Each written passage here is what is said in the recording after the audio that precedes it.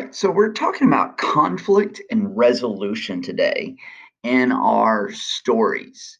And if you look at our story map, and this is a little similar and a little different to the ones that we've looked at before, it's missing, your introduction, exposition here, and then you go up. And I would even say number two or number three, but I would even say number two is going to be that initiating event where we meet our first resemblance of that conflict or of that problem.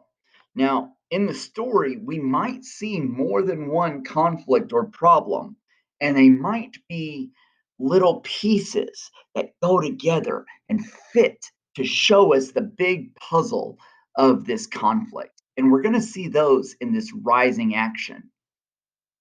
And we'll see our main character just face these minor problems that's going up through the rising action. Now, that climax, that's going to be that big shining moment for that conflict. And the resolution, this is how that conflict is solved or resolved. Is it something that is external? Do they find a missing key to open their grandfather's chest? Is it a solution that somebody tells them? Is there a special code that they have to know? Is there a special way to solve the problem? Or is it something that grows with inside of them? Do they need a new characteristic trait? Is it a shy kid that now suddenly needs to be more courageous?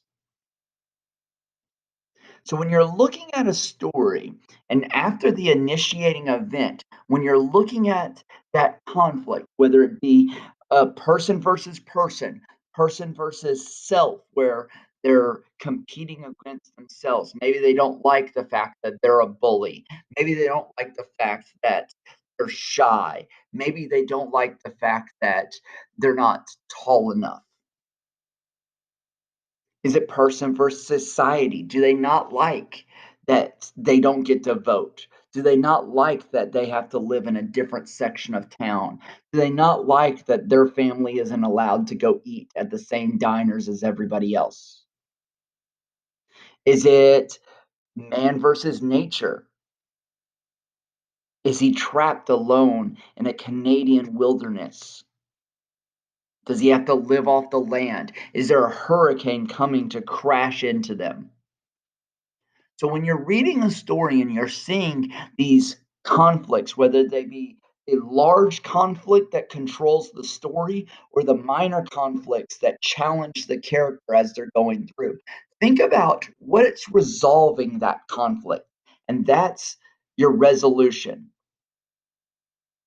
And when you look at the broad, okay, the large conflict for the entire story, and what resolves that conflict, that's going to point you in the direction of the theme of that story. And we're going to talk about that more later. All right. Thank you guys.